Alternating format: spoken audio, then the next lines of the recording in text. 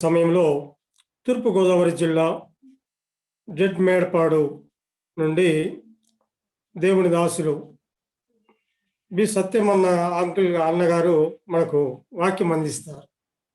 మనం శ్రద్ధగా ఆలకిద్దాం. ప్రభునందు ప్రియులారా, ప్రభుకు స్తోత్రములు. మీ అందరికీ హృదయపూర్వకమైన ధన్యవాదాలు తెలియజేస్తున్నాను. వినపడుతుందా? వినపడుతుందా? వినపడుతుంది. మన ప్రభు దినములో ఈ సాయంకాల సమయంలో జూమ్ లో ఈ భూమి మీద మనం ఇలా కనెక్ట్ అవ్వడానికి ప్రభు గొప్ప కృప చూపించాడు. చాలా మంది ఈ జూమ్ మీటింగ్ ప్రారంభించారు కానీ కొనసాగించలేకపోయారు. బన్వాస్ గారు, శ్రీకాంత్ గారు, సామ్యుల్ జాన్ గారు బాధ్యత వహించి ఉదయం కానీ సాయంకాలం కానీ ఎక్కడ ఎడతెరిపి లేకుండా ఈ కార్యక్రమం జరిగిస్తా ఉన్నందుకు ఎంతో ప్రయాసపడతా ఉన్నారు. ప్రజలకు వాక్యం చెప్పాలి, వాక్యాన్ని వినిపించాలనే కుతూహలంతో యవనస్తులు ముగ్గురు కూడా బహుగా ప్రయాసపడతా ఉన్నారు. అందుకు వారికి నేను కృతజ్ఞుడై ఉన్నాను. ఈరోజు మరి హోస్ట్గా ఉండే కార్యక్రమం నడిపిస్తున్నటువంటి తమ్ముడు సామ్యుల్ జాన్ గారికి మరోసారి వందనాలు తెలియజేస్తా ఉన్నాను. మనం దేవుని వాక్యాన్ని చదువుకుందాం.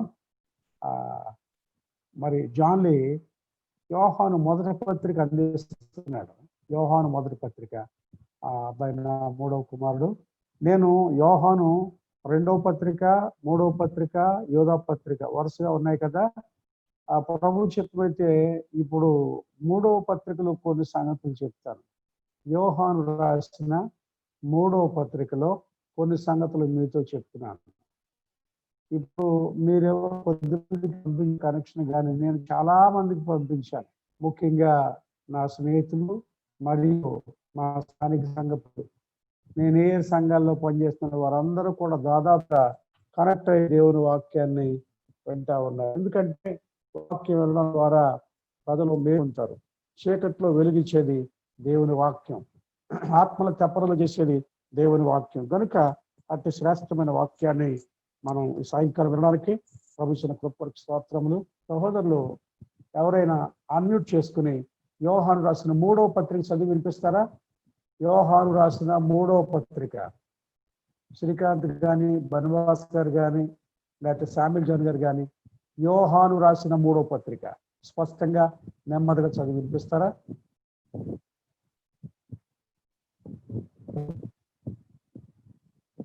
ఓకే, చదువుతున్నాను.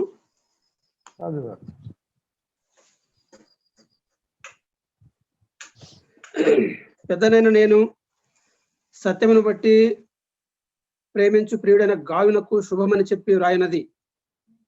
ప్రియుడా, నీ ఆత్మ వర్ధిల్లుచున్న ప్రకారము నీవు అన్ని విషయములలోనూ వర్ధిల్లుచు సౌఖ్యముగా ఉండవలనని ప్రార్థించుచున్నాను. నీవు సత్యమును అనుసరించి నడుచుకొనుచున్నావు గనుక సహోదరులు వచ్చి నీ సత్య ప్రవర్తనను గురించి సాక్ష్యం చెప్పగా విని బహుగా సంతోషించితిని. నా పిల్లలు సత్యమును అనుసరించి నడుచుకొనుచున్నారని వినుట కంటే నాకు ఎక్కువైన సంతోషం లేదు. ప్రియుడా, వారు పరదేశులైనను సహోదరులుగా ఉన్న వారికి నీవు చేసినదెల్లా విశ్వాసకు తగినట్టుగా చేయుచున్నావు. వారు నీ ప్రేమను గురించి సంఘం ఎదుట సాక్ష్యమిచ్చిరి. వారు అన్యజనుల వలన ఏమీ తీసుకొనక ఆయన నామము నిమిత్తము బయలుదేరేది గనుక దేవునికి తగినట్టుగా నీవు వారిని సాగనంపిన ఎడల నీకు యుక్తంగా ఉండును. మనం సత్యమునకు సహాయకులమవునట్టు అట్టి వారికి ఉపకారం చేయబద్ధులమై ఉన్నాము. నేను సంఘమునకును ఒక సంగతి వ్రాసితిని. అయితే వారిలో ప్రధానత్వం కోరుచున్న దియోత్రెఫే మిమ్మల్ని అంగీకరించుటలేదు. వాడు మమ్మను గురించి చెడ్డమాటలు వదలుచు అది చాలనట్టుగా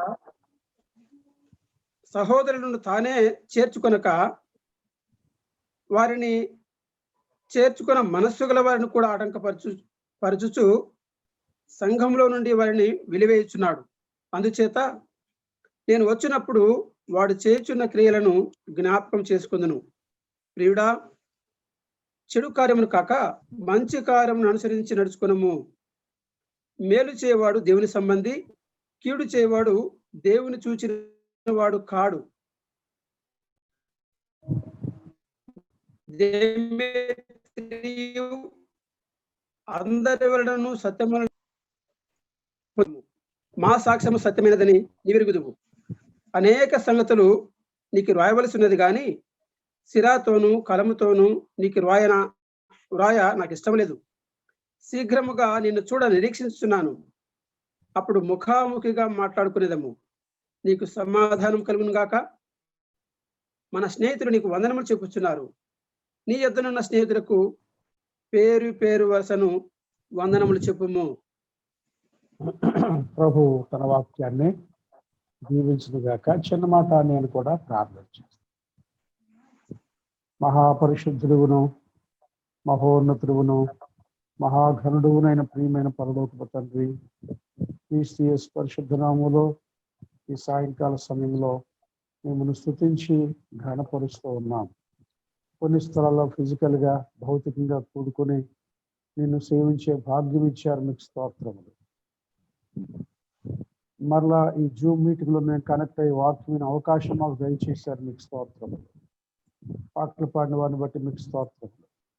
ఇది నాయన కార్యక్రమాన్ని ఉదయం సాయంకాలం నడిపిస్తున్నటువంటి సామిల్జన్ బ్రదరు, బర్నబాసు బ్రదరు, మరి నాయన కృపాక, మరి ఆ శ్రీకాంత్ బ్రదర్ని కూడా మీరు దీవించండి.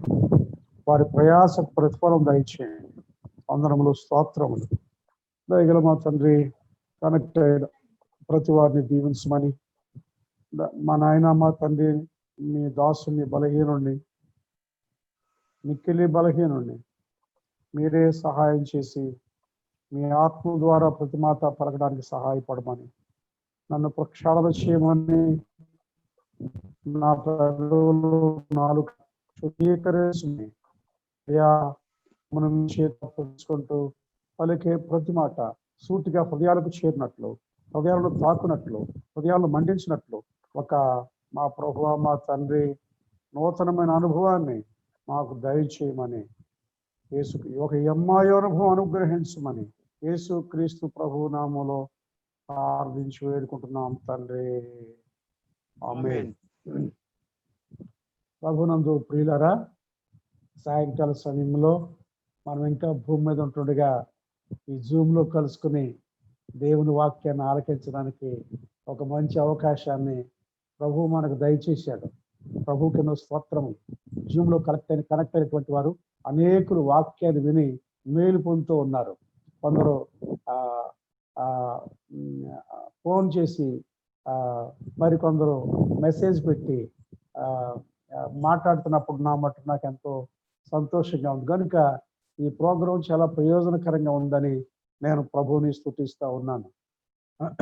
దేవుని వాక్యంలో యోహాను రాసిన 3వ పత్రికలో ఉన్న ఆ 14 వచనాలు మనం చదువుకున్నాం. దేవుని వాక్యంలో మనం గమనించినట్లయితే ఒకే అధ్యాయం గల పుస్తకాలు 1 ఓబద్యా గ్రంథం, 2 ఫిలేమోను పత్రిక, 3 యోహాను మొదటి పత్రిక, యోహాను 2వ పత్రిక, 3వ పత్రిక, తర్వాత యోధా పత్రిక. ఈ ఒకే అధ్యాయం గల పత్రికలు. అందుకని ఇవి చిన్నవిగా మనం తీసుకోకూడదు. ఇందులో గంభీరమైన సత్యాల్ని దేవుని పరిశుద్ధాత్ముడు మన కొరకు దాచి ఉంచాడు.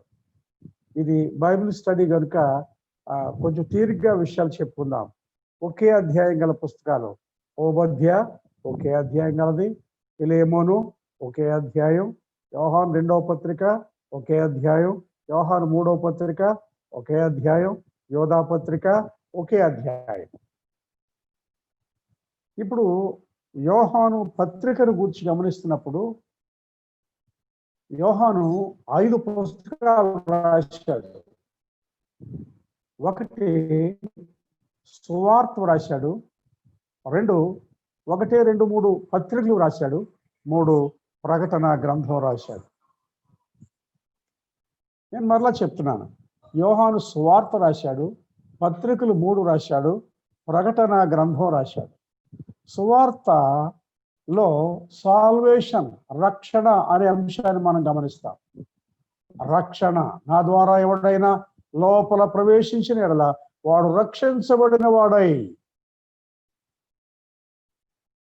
సువార్తలో రక్షణ అనేటువంటి అంశాన్ని మనం గమనిస్తాం. ఇక పత్రికలు మూడింటిలో సాల్వేషన్ అని ఆ సువార్తలో చెప్పుకుంటే, పత్రికలు మూడింటిలో శాంటిఫికేషన్, పరిశుద్ధపరచబడుట, శాంటిఫికేషన్, పరిశుద్ధత అనే అంశాన్ని రాస్తా ఉన్నాడు.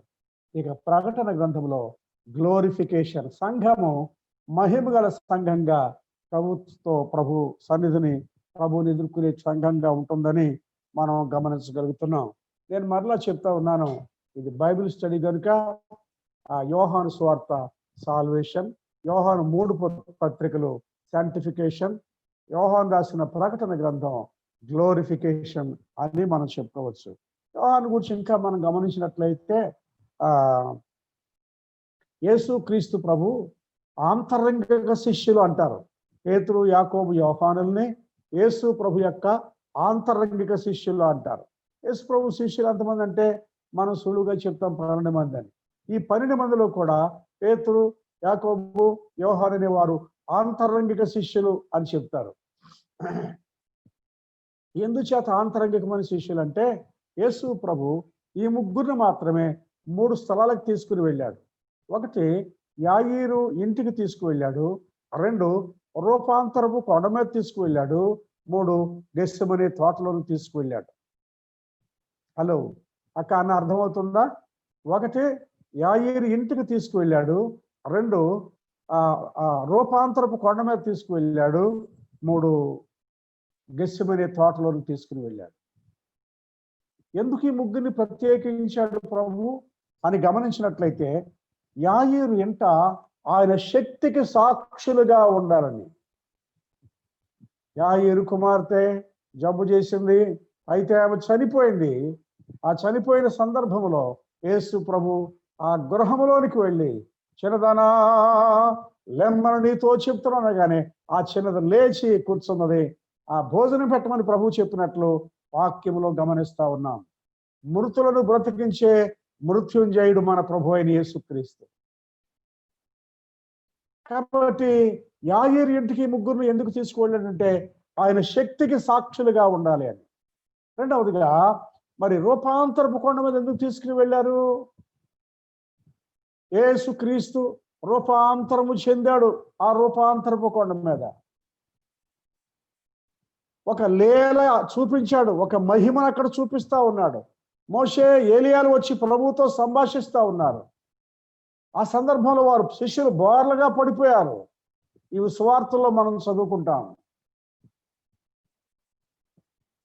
కాబట్టి రూపాంతరపు కొండ దగ్గరికి వారిని ఎందుకు తీసుకుని వెళ్ళాడంటే ఆయన మహిమకు సాక్షులుగా ఉండాలి అని, క్రీస్తు యొక్క మహిమకు సాక్షులుగా ఉండాలని. మూడవదిగా గమనించినట్లయితే గెత్సెమనే తోటలోకి తీసుకుని వెళ్ళాడు. ఈ ముగ్గురిని ప్రత్యేకించాడు. గెత్సెమనే తోటలోకి వెళ్ళాడు, తీసుకుని వెళ్ళాడు. ఎందుకు తీసుకుని వెళ్ళాడంటే ఆయన శ్రమలకు ఆ సాక్షులుగా ఉండాలని. యేసు క్రీస్తు ప్రభు పొందిన శ్రమలకు సాక్షులుగా ఉండాలని వారిని గెత్సెమనేకి తీసుకువెళ్ళినట్లుగా దేవుని వాక్యంలో మనం గమనిస్తున్నాం. అందులో యోహాను చాలా ప్రధానమైన వ్యక్తిగా గమనిస్తా ఉన్నాం. నేను మరలా చెప్తున్నాను, మీరు చాలా మంది నోట్స్ రాసుకుంటా ఉన్నారు కనుక యాయీరు ఇంటికేమో ఆయన శక్తికి సాక్షులుగా ఉండాలని, రూపాంతరపు కొండకేమో ఆయన మహిమకు సాక్షులుగా ఉండాలని, గెత్సెమనే తోటలో ఆయన శ్రమలకు వారు సాక్షులుగా ఉండాలని వారిని ప్రత్యేకించి ముగ్గురిని తీసులో మనం గమనించగలుగుతున్నాం. ఈ పత్రికలో 14 వచనాలు ఉన్నాయి. ఈ 14 వచనాల్ని 5 భాగాలుగా చేసుకుందాం. ఈ పత్రికలో 14 వచనాలు ఉన్నాయి. ఈ 14 వచనాల్ని 5 పార్ట్స్ గా మనం చేసుకుందాం. మొదటి 4 వచనాలు పరిచయము, అభినందన లేక వందనాలు. పరిచయము, అభినందించడం లేక వందనాలు చెప్పడం. 5 నుండి 8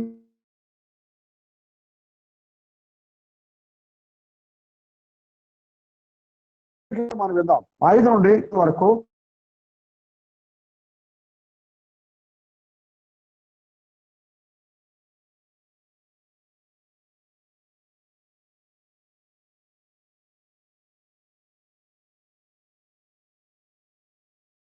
అపోస్తలుని ప్రశంస.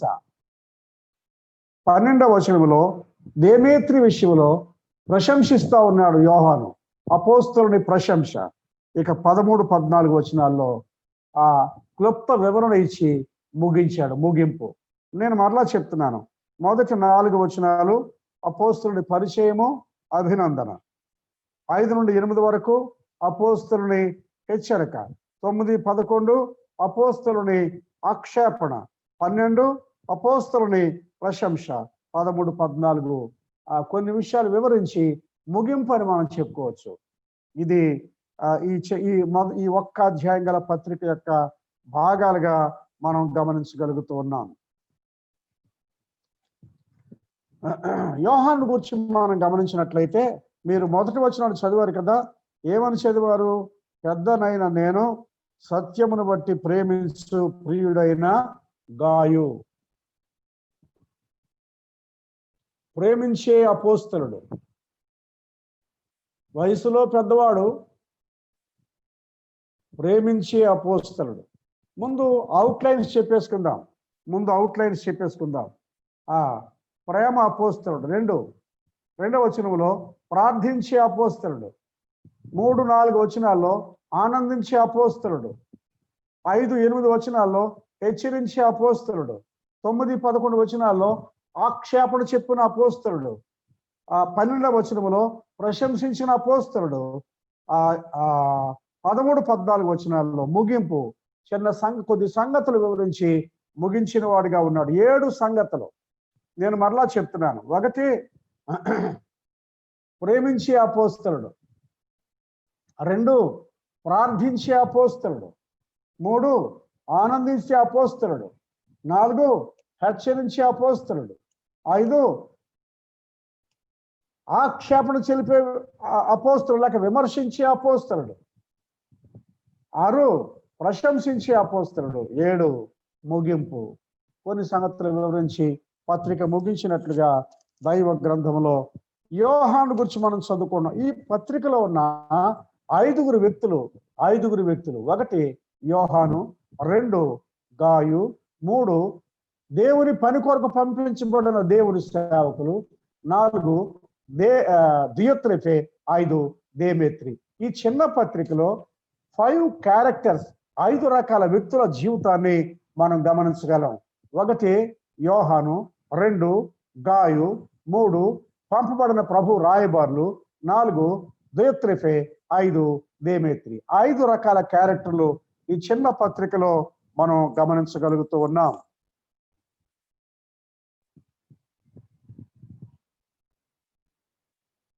ఈ పత్రిక ఎవరు రాశారు అంటే అపోస్తలుడు యోహాను రాశాడు. హెబ్రీ పత్రిక మొదలుకొని యోధా పత్రిక వరకు జనరల్ ఎపిసోడ్స్ అంటారు, సామాన్యమైన పత్రికలు. భక్త కోటికి రాసినటువంటి పత్రికలు. అయితే వినండి, మనము దేవుని వాక్యాన్ని గమనించినప్పుడు రోమా పత్రిక మొదలుకొని యోధా పత్రిక వరకు చూసినట్లయితే కొన్ని పత్రికలు సంఘాలకు రాశారు, కొన్ని పత్రికలు వ్యక్తులకు రాశారు. ఇక్కడ గాయు అనే వ్యక్తికి యోహాను రాసిన సందర్భాన్ని వాక్యములో మనం గమనిస్తూ ఉన్నాం. బైబిల్ గ్రంథంలో లేక క్రొత్త నిబంధనలో ఎంతమంది గాయులు ఉన్నారు అని మనము గమనించినట్లయితే దైవ గ్రంథంలో రోమపత్రిక 16వ అధ్యాయం 13వ వచనం, కొరింథీ పట్టణస్థుడైన గాయు. రోమిలకు రాసిన పత్రిక 16వ అధ్యాయం 13వ వచనం. అపోస్తలుల కార్యములు 19వ అధ్యాయం 20వ వచనం, మాసిదోనియా వాడైన గాయు. అపోస్తలుల కార్యములు 20వ అధ్యాయం 4వ వచనం, దెర్బే పట్టణస్థుడైన గాయు. 3 గాయులు కనబడతా ఉన్నారు. మరలా చెప్తున్నాను నేను.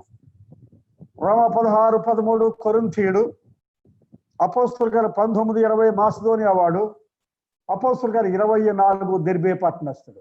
మరి ఈ గాయు ఎవరై ఉంటారు? ఈ 3లో ఎవరో ఒకరై ఉండాలి. ఈ గాయను గురించి నా అభిప్రాయం ఏమంటే, ఇక్కడ నా పిల్లలు నీవు సత్యం అనుసరించి నడుచుకుంటున్నావు, గురించి సంతోషిస్తున్నాను. నా పిల్లలు అన్నాడు, చూసారా? అందుచేత యోహాను ద్వారా ప్రభు నమ్ముకున్నవాడై ఉండొచ్చు. దేవుని దాసుడు అపొస్తలుడు యోహాను అదినలభుగా వాడబడ్డాడు. ఆయన చక్కగా సువార్త ప్రకటించాడు, ప్రభు ప్రేమను ప్రకటించాడు. ఆ సువార్త ఆలకించినటువంటి ఇదిగో ఈ గాయు కొరింథీయుడా, మాసిదోనీయుడా, దెర్బే పట్టణస్థుడు మనకు తెలియదు. మెచ్చుకు ఈ వ్యక్తి ప్రభు నమ్ముకున్నాడు, యేసు క్రీస్తును తన సొంత రక్షకుడిగా అంగీకరించాడు. ఈ సాయంకాలం నా ప్రియమైన చెల్లి, ప్రియమైన తమ్ముడు, కనెక్ట్ నీతో ప్రభు మాట్లాడుతున్నాడు. సువార్త ఆలకిస్తున్నట్టుగా మీరు రక్షించబడ్డాను అని నిశ్చయంగా చెప్పగలరా?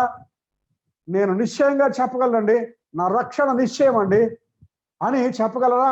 చాలా మంది జీవితాల్లో అదే అన్న నేను రక్షించబడ్డాను లేదో అనుమానంగా ఉందని చెప్తా ఉన్నారు. రక్షణ నిశ్చయత కలిగి ఉండాలి. ఎప్పుడు రక్షణ నిశ్చయత కలుగుద్దంటే రియల్గా మారు మనస్సు పొంది, పాప క్షమాపణ పొంది, ప్రభు రక్తములో కడగబడి, యేసు క్రీస్తును రక్షకుడుగా, ప్రభువుగా, దేవునిగా అంగీకరించినప్పుడు మనం రక్షణ నిశ్చయత కలిగి ఉండగలమని దేవుని వాక్యం ద్వారా హెచ్చరిక చేయబడుతున్నాం. యోహాను సువార్త ప్రకటిస్తుండగా అపోస్తలుడు యోహాను మరి గాయు ప్రభువు నమ్ముకున్నాడు. నా అనుభవాన్ని కూడా ఇక్కడ చెప్పాలనుకుంటా ఉన్నాను. నేను ఒక విగ్రహారాధన కుటుంబానికి చెందినటువంటి వాడిని. క్రైస్తవ్యము అంటే నా ద్వారానే, మా ఇంట్లో నా ద్వారానే ప్రారంభం. అంతకుముందు మా ఇంట్లో ఎవరు క్రైస్తవులు లేరు. గొప్ప విగ్రహారాధికులు, సత్తమ్మ అనే దేవతను కొలిచేవారు, వీరుళ్ళు అనే దేవతను కొలిచేవారు. 5 ఏళ్ళకు ఒకసారి పెద్ద సంబరం చేసేవారు. ఇంట్లో సకానికి పైగా పెద్ద గద్దె ఉండేది, గద్దె నిండా విగ్రహాలు ఉండేవి. అలాంటి విగ్రహారాధన, నేను ఒక ఆర్ఫన్ని, ఒక అనాథనం. నాకు తండ్రి తెలియదు, తల్లి కూడా తెలియదు. ఒక వృద్ధురాలు నన్ను పెంచుకుంది. నాకు విద్యాబుద్ధులు నేర్పించిన తర్వాత నేను చదువుకుంటున్నటువంటి దినాల్లో 12 ఏళ్ల వయసులో ఉంటుండగా దేవుడు దాసులు శ్యాంబాబు గారు తండ్రి లోకా గారు, కృపానందం గారు, ఇంకొక ఆయన ఉండేవారు. వారిద్దరూ మా ఊరు వచ్చారు మీటింగ్స్ చేయడానికి.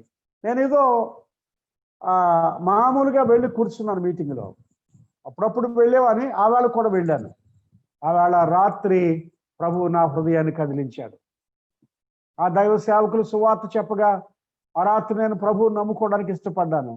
అందరూ వెళ్ళిపోతున్నారు. ఐజక్ గారు అన్నారు, అబ్బాయి మీటింగ్ అయింది, వెళ్ళిపోవచ్చు కదా అంటే, అయ్యగారు ఈ రాత్రి నేను ప్రభువుని నమ్ముకుంటానన్నా. ఆయనకి సంతోషం అయిపోయింది. దేవుని సేవకుల దగ్గర తీసుకువెళ్ళారు. రక్షణ తీర్మానం ఎలా చేయాలో, ప్రార్థన ఎలా చేయాలో, రక్షించబడ్డ కొరకు విషయాలన్నీ వారు చెప్పారు. ఆ రోజు నాకు హృదయం తేలికైపోయింది. నేను రక్షించబడ్డాను అనే తృప్తి ఈనాటికి కూడా నా హృదయంలో ఉంది. నీళ్లు తాగితే దప్పిక తీరింది, అన్నం తింటే ఆకలి తీరింది, మందులు వేసుకుంటే ఆరోగ్యం వచ్చింది. అలాగే యేసుక్రీస్తు ప్రభువుని నమ్ముకోగానే రక్షణ దొరికింది నాకు. గాయకు కూడా యేసు ప్రభువుని నమ్ముకోగానే రక్షణ దొరికింది. అయితే మరి ఎవరి ద్వారా బాప్తిస్మం పొంది ఉన్నాడంటే, మీరు మొదటి పత్రిక 1:14-15 వచనాలు చదువు. గాయకు మాత్రమే నేను బాప్తిస్మం ఇచ్చితిని అన్నాడు. అలాగైతే యోహాను ద్వారా ప్రభువుని నమ్ముకుని ఈ గాయు అపోస్తలుడు పౌలు ద్వారా బాప్తిస్మం పుచ్చుకున్నవాడుగా, తీసుకున్నవాడుగా ఉన్నట్లు దేవుని యొక్క వాక్యములో మనం గమనిస్తా ఉన్నాం. సరే, గాయులు ఎంతమందో మనం చూశాం. ఇప్పుడు యోహాను జీవితంలో ఉన్న 7 ప్రాముఖ్యమైన సంగతులు మీతో నేను పంచుకుంటా ఉన్నాను. ఒకటి, ప్రేమించే అపోస్తలుడు. యోహాను ఎవరండి? హలో అక్క, అన్న, యోహాను ఎవరండి? ప్రేమించే అపోస్తలుడు. ప్రేమ అంటే లోక సంబంధమైన ప్రేమ కాదు, అది అగాపే ప్రేమ, అది దైవికమైనటువంటి ప్రేమ. ప్రేమ అనే రెండు అక్షరాలు చాలా తేలిగ్గా కనబడుతున్నాయి, కానీ గంభీరమైన సత్యాలు అందులో వ్రాయబడ్డాయి. ప్రియుడైన గాయును యోహాను ప్రేమిస్తూ ఉన్నాడు. యోహాను పెద్దవాడు, గాయు చిన్నవాడు. ఆ చిన్నవాడైన గాయును, పెద్దవాడైన యోహాను, అపోస్తలుడు యోహాను ప్రేమిస్తున్న విషయాన్ని మొదటి వచనంలో యోహాను చెప్తా ఉన్నాడు. పెద్దలారా, దైవజనులారా, వాక్యోపదేశకులారా, బోధకులారా, నాయకులారా, సేవకులారా, ఉపదేశకులారా, బాధ్యత గల సంఘాలను నడిపిస్తున్నటువంటి ప్రియులారా, చేతులు జోడించి మనవి చేస్తున్నాను. మన వెనక ఒక తరం వస్తా ఉంది. ఆ తరాన్ని మనం ఎంతవరకు ప్రేమించగలుగుతూ ఉన్నాం? దేవుని దాసులు ఫాక్స్ గారు కానీ, టి దేవదాస్ గారు, పి దేవదాస్ గారు, ఆనందం గారు, ప్రభుదాసాయి గారు, జి రాజారావు గారు, ఐజక్ గారు, వారందరూ కూడా ఒక తరాన్ని తీసుకురావడం కొరకు తమ వెనక ఉన్న వారిని ప్రోత్సహించారు, ప్రేమించారు. ఆ దైవజనులు ప్రేమించి ప్రోత్సహించకపోతే మరొక తరం ఉండేది కాదు, మిస్ అయిపోయేది మరొక తరం. తరము వెంబడి తరము ప్రభు యొక్క సాక్ష్యం లోకంలో ఉండాలి అంటే ఈ తరములో ఉన్న నీవు నేను కూడా నా వెనకాల వచ్చేటువంటి తరాన్ని నేను ప్రేమించబద్ధుడనై ఉన్నాను. మీ సంఘములో మీరు పెద్దలై ఉన్నారేమో, సువార్థికులై ఉన్నారేమో, బోధకులై ఉన్నారేమో, బాధ్యత గల నాయకులై ఉన్నారేమో. మరి ఎంతవరకు మీ స్థానిక సంఘం ఉన్నటువంటి యవనస్తులను మీరు ప్రోత్సహించగలుగుతున్నారు? చాలా స్థలాల్లో యవనస్తులకు ప్రోత్సాహం లేదు. ఆరంభ ప్రార్థన ఆయనే చేసుకుంటాడు, వాక్యానికి ముందు ప్రార్థన ఆయనే చేసుకుంటాడు, వాక్యం ఆయన చెప్తాడు, ముగింపు ఆశీర్వాదం కూడా ఆయనే చెప్తాడు. నేను చాలా దుఃఖంతో చెప్తా ఉన్నాను, ఇప్పుడు మనం వెనక్కి చూసుకుంటే ఒక తరాన్ని మనం మిస్ అయిపోతా ఉన్నాం. ఆ లోపం మనదే సహోదరుడు, ఆ లోపం మనదే. మన వెనకాల ఒక తరాన్ని మనం సిద్ధపరచలేకపోతా ఉన్నాం. యోహాను ఆయన జీవితంలో ఒక చిన్నవాడైనటువంటి గాయు, అపోస్తలుడైనటువంటి యోహాను, నేను నిన్ను ప్రేమిస్తున్నానని చెప్పినట్లుగా నీవు నేను కూడా మన వెనక వచ్చేటువంటి తరాన్ని, వారు రక్షించబడ్డారు కానీ ఆత్మీయ జీవితంలో వికాసత లేదు, వర్ధిల్లున్న వారుగా లేరు, ఎదుగుదల లేని వారుగా లేరు. అలాంటి వారిని కూర్చోబెట్టుకొని వారిని పరిపక్వతలోకి నడిపించవలసిన పూచి నీకు లేదా, నాకు లేదా? సంఘాలు ఉన్నాయి, సంఘాల్లో 3 4 చూడండి. సంఘం ఎలాగైపోయిందంటే ఒక ట్రైన్ లాగా ఉంది సంఘం. ఇంజిన్లో డ్రైవరు, అసిస్టెంట్ డ్రైవర్ ఉంటాడు, వెనకాల గార్డ్ ఉంటాడు. ఈ ట్రైన్ బాధ్యత అంతా కూడా ఈ 3 మీద ఆధారపడి ఉంటుంది. ప్యాసింజర్లు అందరూ కూడా అన్నం తినేవాళ్ళు అన్నం తింటారు, టీ తాగేవాళ్ళు టీ తాగుతారు, స్నాక్స్ తినేవాళ్ళు స్నాక్స్ తింటూ ఉంటారు, ఏమంటే ఆడుకునేవాళ్ళు ఆడుకుంటారు, మాట్లాడుకుంటారు, పాటలు పాడుకుంటూ ఉంటారు. వాళ్ళకి ఏమీ పట్టదు, కానీ బండి అంతా కూడా ఈ 3 నేర్పిస్తూ ఉంటారు. ఈవేళ కూడా సంఘం అలాగే ఉంది. సంఘం కూడా లుక్ లైక్ ఏ ట్రైన్. ఎవరో 2 3 ఉన్నారు, వారు మాత్రమే బాధ్యతలను నెరవేర్చుకుంటూ ఉన్నారు. తమ వెనక ఒక తరానికి సరి అయినటువంటి తర్ఫీదు ఇచ్చేటువంటి వారుగా కొంతమంది లేరేమో, కొంతమంది ఉన్నారు, లేరని నేను అనడం లేదు. పాక్సయ్య గారు కానీ, అగ్రపయ్య గారు కానీ, టి దేవదాస్ గారు కానీ, ప్రభుదాస్ గారు కానీ, ఆనందం గారు కానీ, రాజారావు గారు కానీ,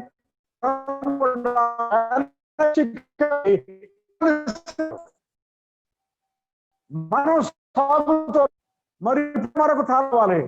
కొంతకాలం ఈ పాటలు నేనే పాడాలి, ఈ ప్రసంగం నేనే చేయాలి, ఈ నడిపింపు నేనే చేయాలి. ఒక తరం ఎలా వస్తుందండి? మోషే తర్వాత దైవజనుడు ఎలీషా మోషే దగ్గర నేర్చుకున్నాడు, మోషే నేర్పించాడు.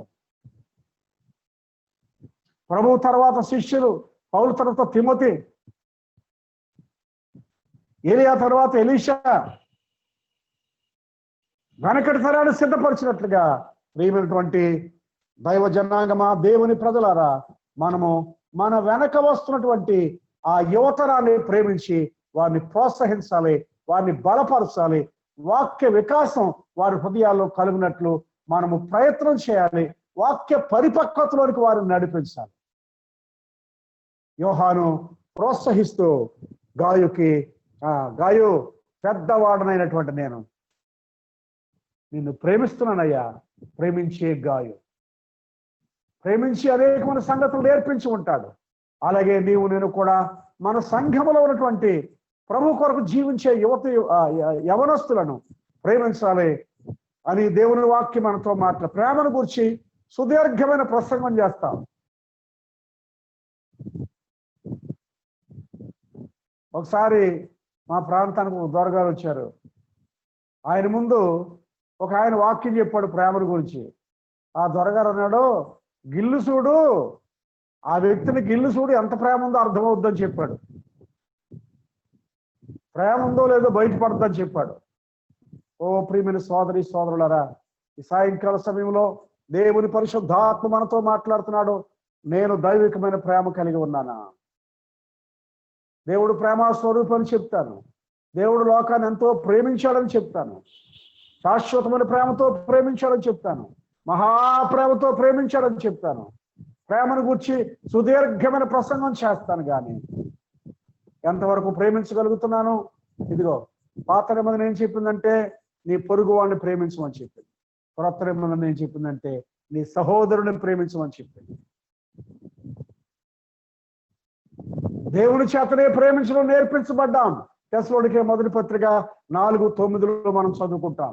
దేవుని చేతనే ప్రేమించడం మీరు నేర్పించబడ్డారు. దేవుడు మీకు నేర్పించాడు ప్రేమించడం. ఇంకొక విషయం చెప్పడం మర్చిపోయానండి, ఐఎమ్ వెరీ సారీ. ఇక్కడ యోహాను గురించి చదువుకుంటున్నప్పుడు ప్రేమించే యోహాను చెప్పుకున్నాం కదా.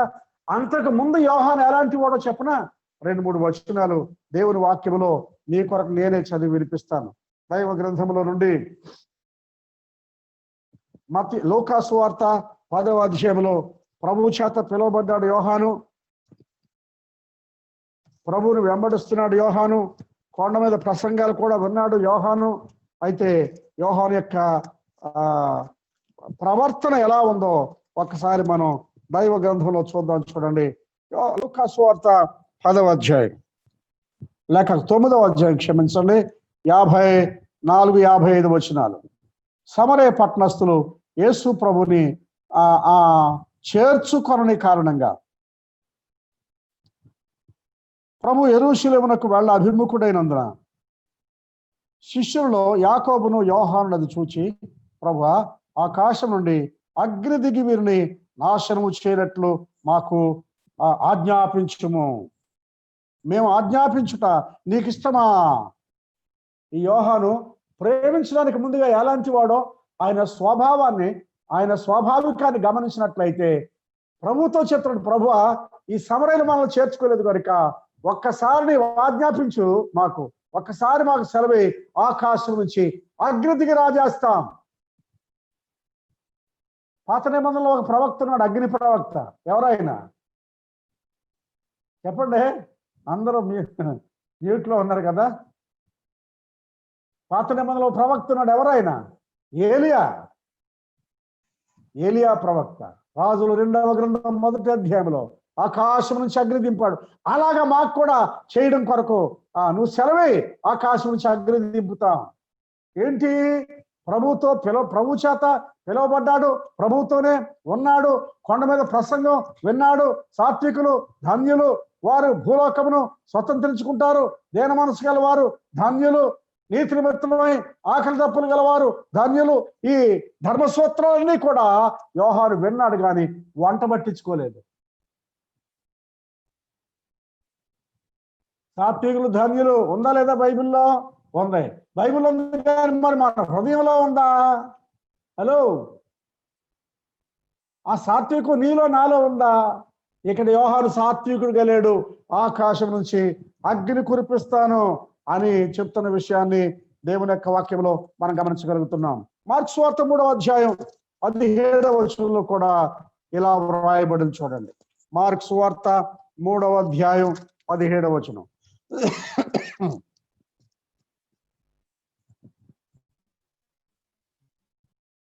జెబెదయి కుమారుడు యాకోబు, అతని సహోదరుడు యోహాను, వీరిద్దరికి ఆయన బోయనెర్గేస్ అని పేరు పెట్టెను. బోయనెర్గేస్ అనగా ఉరిమేడు వారు అని అర్థము. ఈ యవనస్తులు ఇద్దరు ఎలాంటి వాళ్ళండి? థండర్స్, ఉరిమేడు వారు. ఒక రకంగా చెప్తే ఉగ్రవాదులు.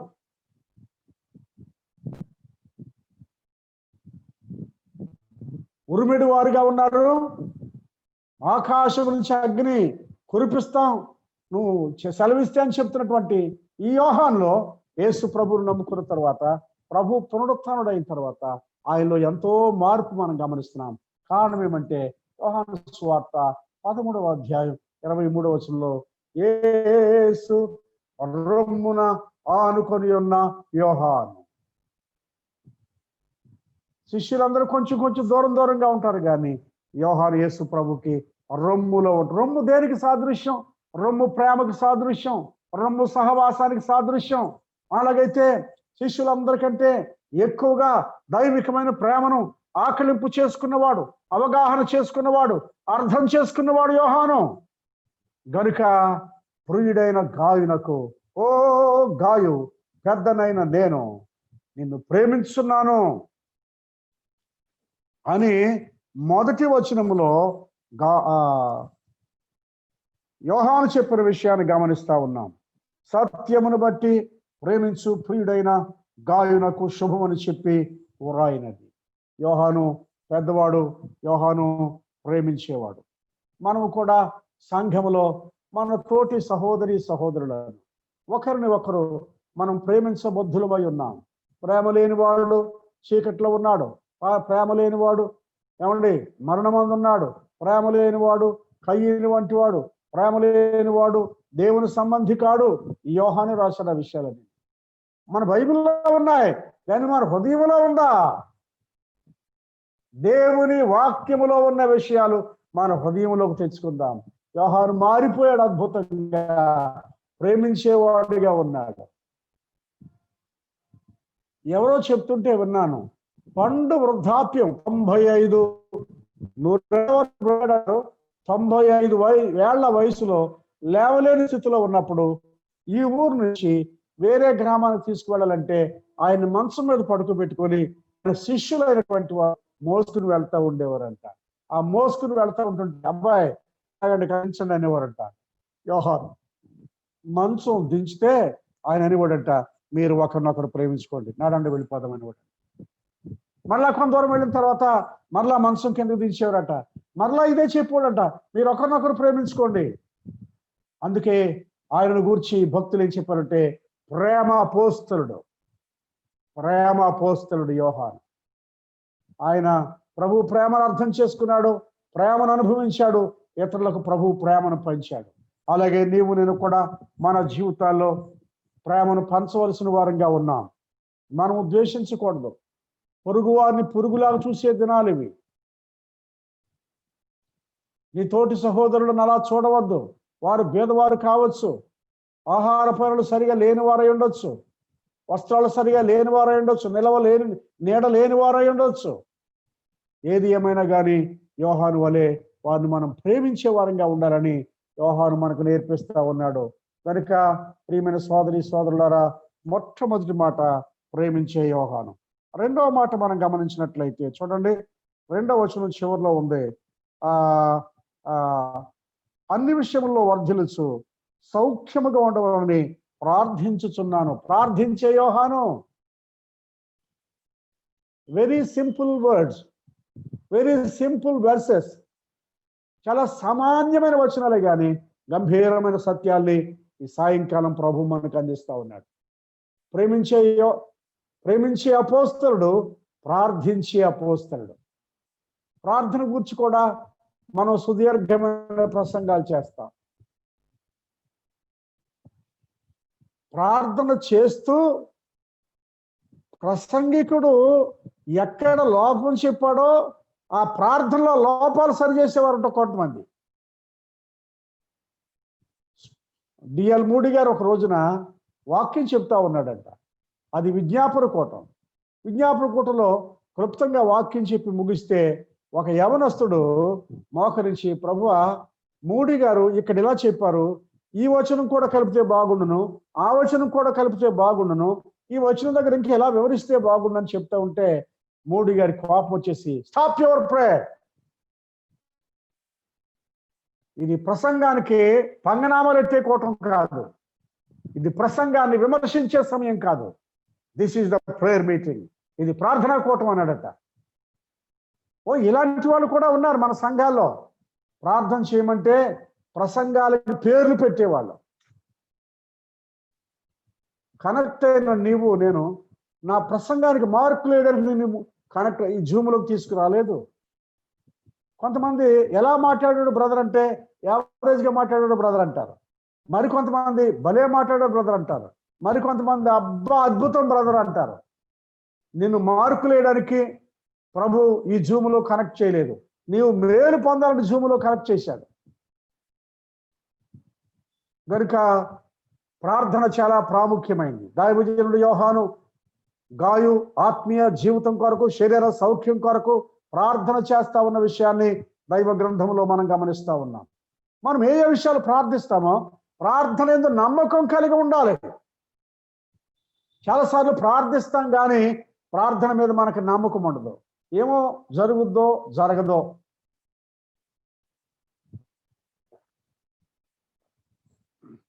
ఏమవుద్దో అన్నట్టుగా అనుమానంగా ఉంటాం.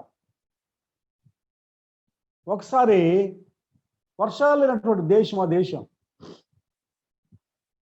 ప్రజలు నీళ్ల కొరకు తహతహలాడిపోతా ఉన్నారు. ఒక గ్రామంలో ఒక సంఘం ఉంది. ఆ సంఘం అంతా కూడా ప్రభువా డిసెంబర్ 8వ తేదీ మధ్యాహ్నం 12 గంటలకు వర్షం పడాలి ప్రభు అని ప్రార్థన చేస్తా ఉన్నాను. డిసెంబర్ 8వ తేదీ వచ్చేసింది. ఊరికే ఉపమానం చెప్తున్నాను. డిసెంబర్ 8వ తేదీ వచ్చేసింది. సహోదరులందరూ కూడా బైబిల్ కీర్తన పుస్తకాలు తీసుకుని మందిరానికి వెళ్ళిపోతున్నారు. ఒక యవనస్తురాలు బైబిల్ కీర్తన పుస్తకంతో పాటు గొడుగు తీసుకుని వెళ్తా ఉంది. అందరూ ఆ యవనస్తురాలను అపహాస్యం చేస్తున్నారు. నీకు బుద్ధి ఉందా లేదా? సంవత్సరంగా మనకు వర్షం లేదు, నీళ్లు లేవు, ఇబ్బంది పడిపోతున్నాం, ఏంటి గొడుగు తీసుకెళ్తున్నాం అంటే ఆ అమ్మాయి చెప్పింది, మీరు చేసిన ప్రార్థన మీరు నమ్మరా? మనం చేసిన ప్రార్థన నేను నమ్ముతాను. మనం ఆమేన్ అనేసరికి వర్షం పడద్దన్నారు. కూటంలో ఉన్నారు, ప్రభుని స్తుతించారు, దేవుని వాక్యాన్ని వింటా ఉన్నారు. ఆకాశం కారు మేఘాలు కమ్ముకుంది, ఉరుములు మెరుపులు ప్రారంభమయ్యాయి. ఆమేన్ అనేసరికి వర్షం, బ్రహ్మాండమైన వర్షం ప్రారంభమైపోయింది. ఈ అమ్మాయి గొడుగు తీసుకుని దేవునికి స్తోత్రము గానము చేయుటయే మంచిది, మనమందరము స్తుతి గానము చేయుటయే మంచిది. చూసారా? స్తోత్ర గీతాలతో ఆమె చక్కగా తెచ్చుకున్న గొడుగు తీసుకుని ఆ గొడుగు నీడలో వర్షం పడుకుని ఇంటికి వెళ్ళిపోతా ఉంది. వీళ్ళందరూ సిగ్గుపడిపోయారు. ఈ సంఘ పెద్దలు, ఈ సువార్థికుడు, అక్కడ ఉన్నటువంటి పెద్ద పెద్ద వాళ్ళందరూ కూడా అరెరే మనం ప్రార్థన చేసాం కానీ నమ్మలేకపోయాం. మన దేవుడు మన ప్రార్థన విన్నాడు. మనం నమ్మినా నమ్మలేకపోయినా మనల్ని నమ్మి మన అవసరాన్ని ఎరిగి దేవుడు మనకు వర్షాన్ని ఇచ్చాడని వారు ప్రభు దగ్గర క్షమాపణ వేరుకున్నారు. యవనస్తురాలు వారికి చక్కటి పాఠం నేర్పించి చేసిన ప్రార్థనను మనము నమ్మేవారంగా ఉండాలి. ఇక్కడ యోహాను గాయు కొరకు విజ్ఞాపన చేస్తా ఉన్నాడు. గాయు ఆరోగ్యం కొరకు, గాయు ఆత్మీయ అభివృద్ధి కొరకు విజ్ఞాపన చేస్తా ఉన్నాడు. అందులో ప్రశ్న అడగడం, మీ సంఘంలో ఎంతమంది సభ్యులు ఉంటారు? 50 మంది ఉన్నారా? 60 మంది ఉన్నారా? 70 మంది ఉన్నారా? 100 100 మంది ఉన్నారా? వరుసగా అందరూ పేర్లు ఎత్తి ప్రతిరోజు నువ్వు ప్రార్థన చేయగలవా? అతిశయం కొరకు, డంబం కొరకు, సొంత డబ్బా కొట్టుకోవడం కొరకు చెప్పడం లేదు. మహేంద్రవాడ సంఘములో 130 నుండి 150 మంది కూడుకుంటారు ప్రతిరోజు. నేను ఎప్పుడైనా ప్రయాణంలో చిక్కుంటే తప్ప ప్రతిరోజు 150 మందిని జ్ఞాపకం చేసుకుని వారి కుటుంబాల కొరకు, వారి ఆత్మీయత కొరకు ప్రార్థన చేస్తారు. అనపత్తులో 40 మంది కూడుకుంటారు. వారన్ని కుటుంబాల కొరకు కూడా ఎవ్రీడే ఐఎమ్ ప్రేయింగ్. ప్రభుని ఎదుటిగా పెట్టి చెప్తున్నాను ఈ విషయాన్ని. మీ సంఘంలో ఎంతమంది ఉన్నారో వారి కొరకు నీవు ప్రార్థన చేయగలుగుతున్నావా? విజ్ఞాపన చేయగలుగుతా? యోహాను మనకు అదే నేర్పిస్తా ఉన్నాడు. గాయు కొరకు విజ్ఞాపన చేస్తలేక ప్రార్థన చేస్తున్న అపోస్తలుడు. ప్రార్థన చాలా ప్రాముఖ్యమైనది సోదరులారా. ప్రాణము లేని శవం ఎలాంటిదో ప్రార్థన లేని విశ్వాస అలాంటి వాడే. ఇది నేను చెప్పిన మాట కాదు, భక్తులు చెప్పిన మాట. బాడీ ఉంది, కానీ బాడీలో ఏమి లేదు, ప్రాణము లేదు. ప్రాణము లేని శరీరం ఎలాంటిదో ఆ ప్రార్థన లేని విశ్వాసి ఎలాంటి వాడే. ప్రార్థన గురించి కొంతమంది భక్తులు ఏం చెప్పారంటే, ఈఎం బాండ్స్ గారు ప్రార్థన నాడి వంటిది అన్నాడు. నాడి వంటిది. డాక్టర్ గారు మన నాడి పట్టుకొని మన ఆరోగ్యం ఎలా ఉందో చెప్తాడు. ప్రార్థన గుండె వంటిది అన్నారు. చెతస్కోప్ తీసుకుని డాక్టర్ గారు గుండె మీద పెట్టి మన గుండె ఎలా కొట్టుకుంటుందో చెప్తారు. ప్రార్థన నాడి వంటిది, ప్రార్థన గుండె వంటిది. గుండె కొట్టుకోవాలి, మనిషి బతుకున్నాడు దానికి రుజువు. నాడి కొట్టుకోవాలి, మనిషి బతుకున్నాడానికి రుజువు. నేను ఆత్మీయంగా జీవిస్తున్నామని దానికి రుజువు ఏమంటే ప్రార్థించేవారిగా ఉండాలి. నన్ను క్షమించండి, ఒకవేళ మీలో ఎవరైనా ప్రార్థనా జీవితం లేని వారిగా ఉన్నారేమో. ఆదిమ సంఘం ప్రార్థన చేయటంలో ఎడ తెగక ఉండిరని అపోస్తుల కార్యములు మనము 2వ అధ్యాయంలో 41వ వచనంలో మనం చదువుకుంటాం. మన బైబిల్లో ఉందిలేండి, కానీ మన అనుభవంలో ఉందా? అపోస్తుల కార్యములు 4వ అధ్యాయంలో ఆ సంఘ ప్రార్థనల గురించి మనం ఇలా చదువుకుంటాం. చూడండి, నేనే చదువుతున్నాను. అపోస్తుల కార్యములు 4వ అధ్యాయం 31వ వచనం.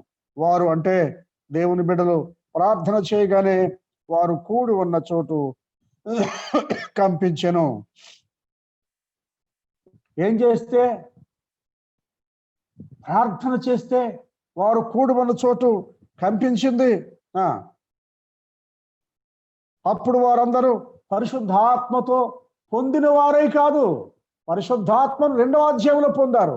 ఇప్పుడు పరిశుద్ధాత్మతో నిండిపోయారు. పరిశుద్ధాత్మ ఒక శక్తి మాత్రమే కాదు, ఆయన ఒక పర్సన్, ఆయన ఒక వ్యక్తి, శక్తి గల వ్యక్తి పరిశుద్ధాత్ముడు. అలా ప్రార్థన చేయగా పరిశుద్ధాత్మతో నిండిన వారే వారు అర్థం కాని భాషలు మాట్లాడలేదు. పరిశుద్ధాత్మ వస్తే స్తోత్ర స్తోత్ర స్తోత్ర స్తోత్రం అని ఎగిరేవారు, గంతులేసేవారు కనబడుతుంటారు కొన్ని స్థలాల్లో. అలాంటిది ఏమి ఇక్కడ జరగలేదు. ఏం జరిగిందయ్యా అని గమనించినట్లయితే, దేవుని వాక్యమును ధైర్యముగా బోధించే, వాక్యాన్ని నిశ్చయంగా నిశ్చలంగా బోధించాలి అంటే ప్రార్థనా జీవితం చాలా ప్రాముఖ్యం. అప్పుడప్పుడు సభలకు వెళ్ళినప్పుడు నాతో పాటు గొప్ప గొప్ప దైవజనులు ఉంటారు, కొంచెం చిన్నవాళ్ళు కూడా ఉంటారు. నేను పరిశీలన చేస్తూ ఉంటాను, ప్రార్థన చేస్తారేమోనని. కొంతమంది ప్రార్థన లేదు, ఏమీ లేదు, నేరుగా వారి అవసరాలు తీర్చుకోవడం కొరకు వెళ్ళిపోతారు. చాలా బాధపడతారు మనసులో. కానీ ఏమనగలం మనం? దైవ సేవకులే సరైన ప్రార్థన లేని వారుగా ఉన్నారు. ఈ సాయంకాలం ఒకవేళ నీవు నేను కూడా ప్రార్థన లేమిలో ఉన్నామా? ప్రార్థన లేకపోతే శక్తి లేదు, ప్రార్థన లేకపోతే ధైర్యం లేదు, ప్రార్థన లేకపోతే ఆత్మల వరకు, ప్రార్థన లేకపోతే సంఘం కట్టబడదు, ప్రార్థన లేకపోతే సంఘము క్షేమాభివృద్ధి పొందదు. సంఘము క్షేమాభివృద్ధి పొందాలంటే నీవు నేను కూడా ఏకాంతంగా ప్రభుతో కనెక్ట్ అయ్యే అనుభవం కలిగి ఉండాలి.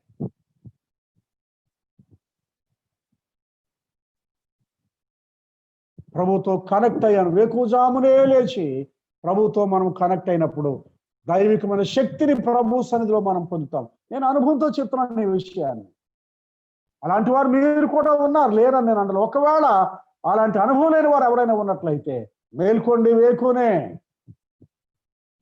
మేల్కొని ప్రభుతో కనెక్ట్ అయ్యి విషయాలు ప్రభువుకి వివరించండి. మన సంఘాల్లో దండిగా దేవుని వాక్యం ఉంది, కానీ ప్రార్థన తక్కువైపోయింది. నన్ను ఇలా చెప్పనివ్వండి, మీరు సభలు పెట్టండి, ఉద్యోగ సభలు పెట్టండి, బైబిల్ తరగతులు పెట్టండి, స్త్రీల సభలు పెట్టండి, యూత్ మీటింగ్స్ పెట్టండి, యూత్ రిట్రీట్స్ పెట్టండి, కాన్ఫరెన్స్లు పెట్టండి, తండోపతండాలుగా వస్తారు ప్రజలు. మీరు ప్రార్థనా కూటం పెట్టండి, ఎంతమంది వస్తారో తెలిసిపోతుంది. స్పెషల్ ప్రేయర్ మీటింగ్ అని నోటీస్ చేసామనుకోండి, మనం ఎంతమంది వస్తారు? ఒకసారి ఒక పెద్ద ఆయన మేమిద్దరం కలిసి మీటింగ్స్ చేస్తున్నాం. ఆయన నాతో మాట్లాడుతూ, బ్రదర్ మా అసెంబ్లీ 500 పీపుల్, 500 బిలీవర్స్ బ్రదర్ అన్నాడు. రొట్టె విరిచేవారు 500 మంది ఉన్నారంట. అబ్బా ఎవరికి స్తోత్రం నాయన, 500 మందా, ఎంత కృపనిచ్చావు నాయన, నీకు స్తోత్రాలు అనుకున్నాను. ఆ తర్వాత అన్న బైబిల్ స్టడీకి ఎంతమంది వస్తారంటే అన్నాడు, మాకు బైబిల్ స్టడీ లేదు బ్రదర్ అన్నాడు. విజ్ఞాపనకి ఎంతమంది వస్తారు బ్రదర్ అంటే ఆ 2 సున్నాలు తీసే బ్రదర్ అన్నాడు. తీసేస్తే ఎంతమంది ఉన్నారు ఇప్పుడు? నేను, నా భార్య, సంఘ పెద్దలు 3. విజ్ఞాపనకు. ఆరాధన కూటానికి, రొట్టె విరిచే కూటానికి ఎంతమంది? 500 మంది. విజ్ఞాపన కూటానికి ఎంతమంది? 5. ఆరాధన కూటానికి ఉన్నంత ఆరాటం విజ్ఞాపన కూటానికి లేదు, ప్రార్థన కూటానికి లేదు. కానీ ఆదిమ సంఘం యెరూషలేములో ఆరంభమైన సంఘం ప్రార్థనలో ఎడతెగక ఉన్నారు గనుక పరిశుద్ధాత్మ శక్తి చేత నింపబడి వారు దేశ దేశాల్లో స్వార్థ ప్రకటించి సంఘాలు స్థాపించినటువంటి వారుగా ఉన్నారు. అందుచేత నా ప్రియమైన సోదరి సోదరులరా, ఈ సాయంకాల సమయంలో దేవుని ఆత్మ మనతో మాట్లాడుచుంటుండగా, పరిశుద్ధాత్ముడు తన వాక్యం ద్వారా మనతో మాట్లాడుచుంటుండగా యోహాను వలె ప్రార్థించే వారంగా ఉందాం. ప్రేమించే అపోస్తలుడు, ప్రార్థించే అపోస్తలుడు. ఆ తర్వాత దేవుని వాక్యములో మనం గమనించినట్లయితే 3-4 వచనాల్లో చూసినట్లయితే ఆనందించే అపోస్తలుడు, ఆనందించే అపోస్తలుడు. 3-4 వచనాలు. నీవు సత్యం అనుసరించి నడుచుకొనిచున్నావు గనుక సహోదరులు వచ్చి నీ సత్య ప్రవర్తన గురించి సాక్ష్యము చెప్పగా విని బహుగా సంతోషించుతుని. ఆనందించే అపోస్తలుడు. ఎందుకు ఆనందిస్తున్నాడు? 1000 రూపాయలు కానుకిచ్చారని ఆనందిస్తున్నాడా? మంచి షూట్ కుట్టించాలని ఆనందిస్తున్నాడా? ఏమండి, మంచి అంగీ కుట్టించాడని ఆనందిస్తున్నాడు యోహాను? కాదు కాదు. ఆయన ఆనందం ఏమయ్యా అంటే, నీవు సత్యమును అనుసరించి నడుచుకొనిచున్నావు. నీ డబ్బా నువ్వు కొట్టుకోలేదు, సహోదరుని యొద్ద నుంచి వచ్చి నీవు సత్య ప్రవర్తన గలవాడవై ఉన్నావని వారు సాక్ష్యం ఇచ్చారు.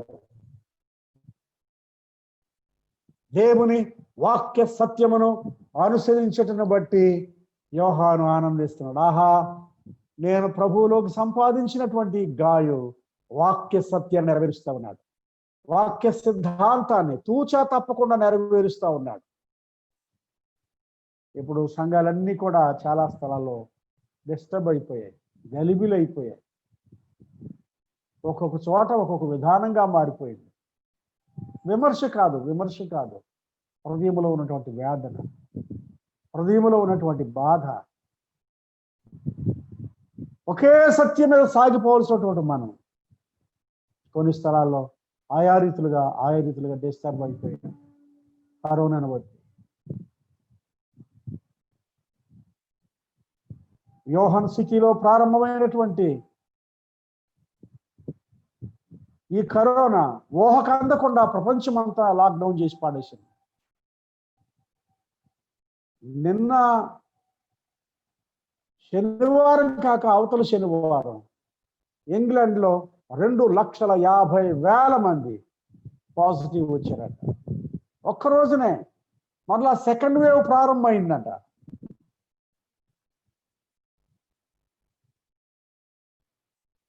అయితే ప్రభునందు ప్రియులారా, ఇక్కడ వాక్య సత్యం అనే దాని దగ్గర చాలా విషయాలు చెప్పాలి. గాయు సత్యమును అనుసరించిన వాడు గనుక యోహాను గాయును బట్టి ఆనందిస్తా ఉన్నాడు. కొందరు సత్యం నుంచి తొలగిపోయిన వారు ఉన్నారు. గాయు క్యారెక్టర్ ఆలోచించేటప్పుడు ఆ విషయాలు మనం జ్ఞాపకం చేసుకుందాం. గాయును గురించినటువంటి జీవితాలు ప్రభుచితమైతే వచ్చే మరలా ఇంకొక అవకాశం నాకు వచ్చినప్పుడు ఆ విషయాలు మనం గమనిద్దాం. కాబట్టి నీవు నేను కూడా సత్యమును అనుసరించినప్పుడు మన సంఘాల్లో ఉన్నటువంటి మనకి తర్ఫీదిస్తున్నటువంటి ఆ పెద్దలు, ఆ సువార్థికులు, ఆ నాయకులు, ఆ బాధ్యత గల దైవజనులు మనల్ని బట్టి ఆనందించేవారు. ఆహా, మన ప్రయాస ఫలించింది, ఈ యవనస్తుడు ప్రయోజకుడు అయ్యాడు, ఈ బిడ్డ ప్రయోజకురాలు అయ్యింది అని మనల్ని బట్టి మరి సంతోషించేవారుగా ఉంటారని దేవుని వాక్యం ద్వారా హెచ్చరిక చేయబడుతున్నాం. సమయం అయిపోయింది. కాబట్టి ప్రేమించే అపోస్తలుడు, ప్రార్థించే అపోస్తలుడు, ఆనందించే అపోస్తలుడు, తర్వాత 5-8 వచనాల్లో హెచ్చరించిన అపోస్తలుడు. ఏమి హెచ్చరిస్తున్నాడు? ఆ గాయు దగ్గరికి కొంతమంది దేవుని సేవకులు, రాయబారులైన వారు సువార్త సేవ నిమిత్తం వెళ్ళారు. వారిని నీవు దేవునికి తగినట్టుగా గాయు వారిని సాగనంపు, అది నీకు యుక్తం. మనము సత్యమునకు సహాయకులు అన్నట్టు అట్టి వారికి ఉపకారం చేయ బద్ధులమై ఉన్నాం. దేవుని సేవ కొరకు జీవితాన్ని త్యాగం చేసుకుని ముందుకు వచ్చిన అనేక మంది ఉన్నారు దైవ సేవకులు.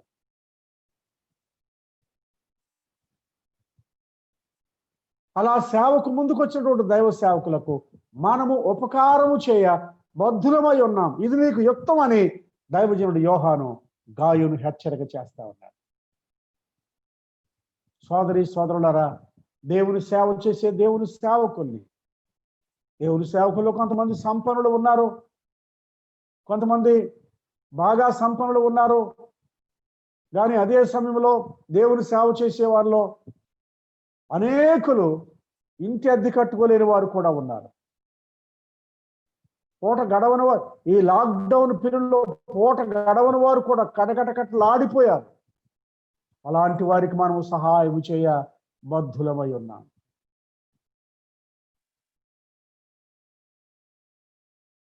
డెఫెండమ్ అని ఇక్కడ రావులపాలెంలో ఒక స్కూల్ ఉంది. గొప్ప కొరకు చెప్పడం లేదు, సుమా క్షమించండి, గొప్ప కొరకు చెప్పడం లేదు. వాళ్ళకి 2 రోజుల నుంచి భోజనం లేదు. అయ్యో మాకు భోజనం లేదు, వినబడదు, కనపడదు. ఏడుస్తూ ఉన్నారు. అది ఎలా తెలుస్తుందో మా పెద్ద అబ్బాయికి తెలిసింది. వారికి కనీసం ఒక 20 రోజులకు సరిపడగా కావలసినటువంటి ఫుడ్ మెటీరియల్ అంతా కూడా తీసుకెళ్ళి అక్కడ వార్డెన్కి అప్పగించాడు. ఆశ్చర్యపోయాడు వార్డెన్. అయ్యా, ఒక రోజు ఉంటే చాలు మేము అనుకున్నాం, 20-25 రోజులకు సరిపడగా మాకు ఇచ్చేవారు. కటకటలాడిపోతా ఉన్నారు ప్రజలు. ముఖ్యంగా సేవకులు కొంతమంది లాక్డౌన్ పీరియడ్లో ఫిజికల్గా కూడుకోవడానికి మనకి అవకాశం లేదు. సేవకులకు పోషణ ఇబ్బంది అయిపోయింది. కాబట్టి సంపన్నులారా, ప్రభు మీకు ఇచ్చిన కొలది దేవుని సేవకులు చిన్న చూపు చూడకండి, దేవుని సేవకుల్ని పరామర్శించండి, దేవుని సేవకులకు సహకరించండి అని మనము 5వదిగా గమనించగలుగుతున్నాం. 6వదిగా చూసినట్లయితే 4వదిగా గమనిస్తున్నాం. 5వదిగా చూసినట్లయితే ఆ సంఘంలో ఒక ఆక్షేపణ చెప్తా ఉన్నాడు. దేత్రిఫే అని వాడు ప్రధానత్వాన్ని కోరుకొని మంచివాడిని వెళ్ళగొట్టి చెడ్డవాడిని చేర్చుకుంటా ఉన్నాడు. వాడి విషయమై విమర్శ చేస్తా ఉన్నాడు. ఎంత ధైర్యం కావాలండి ఒక వ్యక్తిని విమర్శించాలంటే? పేరు పెట్టి విమర్శిస్తా ఉన్నాడు. ఆ దేత్రిఫే అనేటువంటి వాడు సంఘములో ప్రధానత్వాన్ని కోరుకుంటు. ఈవేళ సన్నాయి నొక్కులు నొక్కే బోధకులు బయలుదేరారు. ఎవరికి నొప్పు తగలనివ్వరు, ఎవరికి బాధ కలిగించరు. ఒకవేళ బాధ కలిగించేలా మాట్లాడితే అంత కఠినంగా మాట్లాడేవేంటి బ్రదరు అంటారు. మరి మాట్లాడకపోతే ఆ వ్యక్తి ఎలా సరి అవుతాడు? దావీదు కాలంలో గాదు, నాతాన్ అనే ప్రవక్తలు ఉన్నారు. గాదు అనే ప్రవక్తను ఒక విషయంలో ఉపయోగించుకున్నాడు, నాతాన్ అనే ప్రవక్తను మరొక విషయంలో ఉపయోగించుకున్నాడు. అలాగే దినాల్లో దేవుని సేవకుల్ని దేవుడు వాడుకొని వారు గట్టిగా మందలిస్తే వారి మీద తిరగబడొద్దు. సంఘానికి కీడు కలిగించే వ్యక్తి వాడు, సంఘానికి నష్టం కలిగించే వ్యక్తి వాడు. అలాంటి వాడు విషయమై దైవజనుడు యోహాను ఘాటుగా చెప్తా ఉన్నాడు. ఆ తర్వాత మనం గమనించినట్లయితే 6వదిగా ప్రశంస. ఎవరికి? దేమేత్రి అనే కంసాలి యేసు ప్రభువుని నమ్ముకున్నాడు. మంచి సాక్ష్యం గలవాడు, అందరి ద్వారా సాక్ష్యం గలవాడు, మా ద్వారా కూడా సాక్ష్యం పొందాడని ప్రశంసిస్తా ఉన్నాడు. 7వదిగా వివరించి 13-14 వచనాల్లో ముగింపులు చెప్పాడు. ప్రభు చిత్తమైతే మరలా నాకు అవకాశం వచ్చినప్పుడు ఈ యోహాను 3వ పత్రికలో గాయను గురించిన విషయాలు మనం చూద్దాం. ప్రేమించే అపోస్తలుడు, ప్రార్థించే అపోస్తలుడు, ఆనందించే అపోస్తలుడు, హెచ్చరించే అపోస్తలుడు, విమర్శించే అపోస్తలుడు, లేక ఆక్షేపణ చెప్పే అపోస్తలుడు, ప్రశంసించే అపోస్తలుడు, ముగింపు మాటలు చెప్పిన అపోస్తలుడు. ప్రభు ఈ మాటలు సాయంకాలపు వేళ మన కొరకు దీవించుగాక. Over to brother Samuel John garu. చక్కని వాక్యం అందించినటువంటి సత్యం మనకి మనందరి తరపున ప్రేమతో వందనాలు తెలుపుతుంటున్నాం. ఇప్పుడు ముగింపు ప్రార్థన చేసుకుని తర్వాత కొన్ని ప్రకటనలు ఉన్నాయి, ఈ పరిచర్యకు సంబంధించిన ప్రకటనలు. అవి విన్న తర్వాత మనం ఒకరికి వందనాలు చెప్పుకొని ఈ కూడిక మనం ముగించుకుందాం. కదిరి నుండి బ్రదర్ శ్రీనివాసరావు గారు ముగింపు ప్రార్థన చేస్తారు.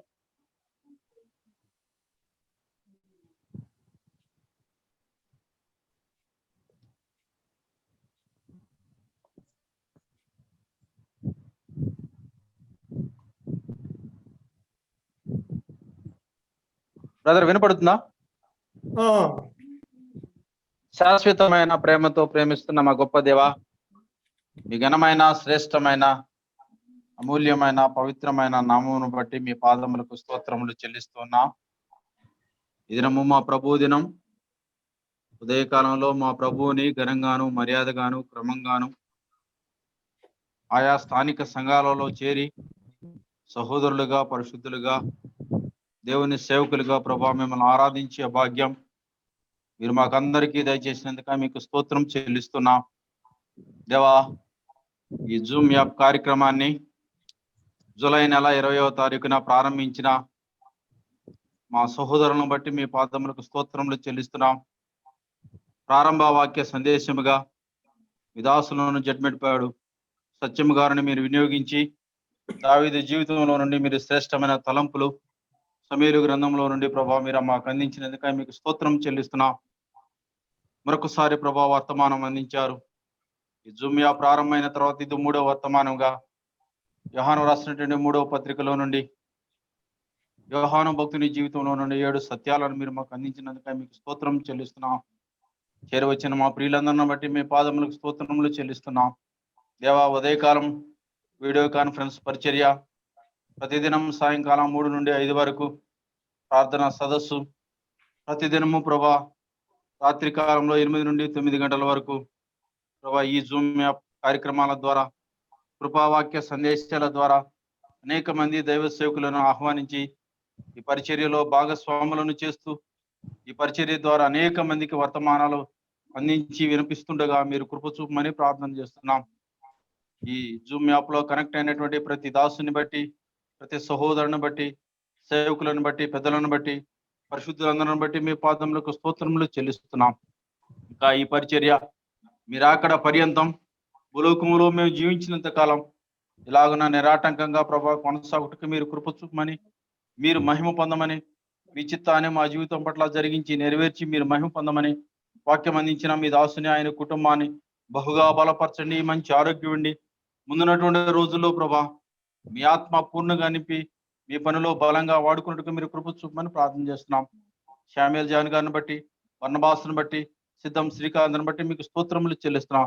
చాలా మంచి పరిచర్య జరుగుతుండగా మీరు కృప చూపి మీ నామానికి మహిమ ఘనత ప్రభావాలు కలుగు చేసుకోనమని, మీ సన్నిధి మాకు ఎల్లవేళలా తోడుగా ఉంచమని, మా రక్షకుడును మా విమోచకుడును మా ప్రాణనాథుడైనటువంటి యేసు క్రీస్తు వారి దివ్యమైన శ్రేష్టమైన అమూల్యమైన నామమున స్తోత్రములు చెల్లించి ప్రార్థన చేసి వేడుకుంటున్నాము తండ్రి. ఆమేన్. చక్కగా ప్రార్థన చేసినటువంటి శ్రీనివాస్ అన్నకి మనందరి తరపున ప్రేమతో వందనాలు తెలుపుతుంటున్నాం. ఈ పరిచర్యకు సంబంధించినటువంటి కొన్ని ప్రకటనలు ఉన్నాయి. శ్రీకాంత్ అన్న అవి ప్రకటిస్తాడు. అవి విన్న తర్వాత ఒకరికి వందనాలు చెప్పుకొని ఇక్కడికి మనం ముగించుకుందాం. Over to Srikanth. వచ్చిన అందరికీ ప్రభు పేరట వందనాలు తెలియజేస్తున్నాం. అలాగే వాక్యం అందించిన సత్యమంకులు కూడా ప్రత్యేకమైన వందనాలు. దేవుని చిత్తం ఉంటే మళ్ళీ ఒక ఆదివారం విడిచి ఇంకో ఆదివారంలో, అనగా దేవుని చిత్తం ఉంటే 22వ తారీఖున కూడా మళ్ళీ అంకుల్ మన మధ్యలోకి వచ్చి వాక్య పరిచయం చేయనుండగా ప్రార్థన చేద్దాం. ప్రార్థనాపూర్వకంగా సిద్ధపడేద్దాం. ఒక చిన్న ప్రకటన గమనించండి. ప్రతి రోజు 3 నుంచి 5 వరకు ప్రార్థనా సదస్సులో కొన్ని ప్రార్థన మనవులు గురించి ప్రార్థన చేస్తున్నాం. మన మధ్యలో ఇప్పటి వరకు కార్యక్రమం నడిపించిన శామ్యుయల్ జాన్ అన్న వాళ్ళ అత్తగారు, అనగా శామ్యుయల్ జాన్ అన్న వాళ్ళ వైఫ్ వాళ్ళ మదర్, తల్లి గారు కొద్దిసేపటి క్రితమే ప్రభు దానికి వెళ్ళారు. లోకయాత్రను ముగించి కొన్ని అనారోగ్య కారణాల రీత్యా గత కొన్ని రోజులుగా హాస్పిటల్లో ఉండి ట్రీట్మెంట్ చేసుకుంటున్నారు. కొద్దిసేపటి క్రితమే ఒక 25 నిమిషాల క్రితమే ప్రభు సన్నిధికి వెళ్ళారు. కుటుంబ ఆదరణ కోసం మనందరము ప్రార్థన చేద్దాం. ఇప్పుడు శామ్యుయల్ జాన్ అన్న కుటుంబంతో బయలుదేరి రోజు రాత్రి కాల సమయం ముందు గుంటూరు ప్రయాణమై వెళ్ళాలి. ప్రయాణ సౌకర్యాలు కూడా లేవు. ఏదో ఒక మార్గంగా రాత్రి కాల సమయం ముందు బయలుదేరాలని వాళ్ళు ఆలోచిస్తుండగా వాళ్ళ ప్రయాణం గురించి సరైన రవాణా సౌకర్యం కూడా దొరుకులాగన సురక్షితంగా రేపు ఉదయకాలం ముందు గుంటూరు చేరి రేపు జరగబోయే సమాధి కార్యక్రమంలో కూడా దేవుడు సహాయపడలాగన, అలాగే కుటుంబానికి కూడా కావలసిన ఆదరణ కొరకు మనందరం వ్యక్తిగత ప్రార్థనలో జ్ఞాపకం చేసుకుందాం. తిరిగి రేపు ఉదయకాల సమయం ముందు 5 నుంచి 6 గంటల వరకు జరిగే మార్నింగ్ కాన్ఫరెన్స్ లో మనం కలుసుకుందాం. దేవుని చిత్తం ఉంటే కడప నుంచి మీ శాలేమన్న మనకు వాక్యం అందించిన ఉండగా ప్రార్థనా పూర్వకంగా రేపు ఉదయకాలం ముందు మార్నింగ్ కాన్ఫరెన్స్ లో చేరి వద్దాం. ఈ కూడికి ఇంతటితో ముగించబడింది. ఒకరికొకరు మనం వందనాలు చెప్పుకొని సెలవు తీసుకుందాం.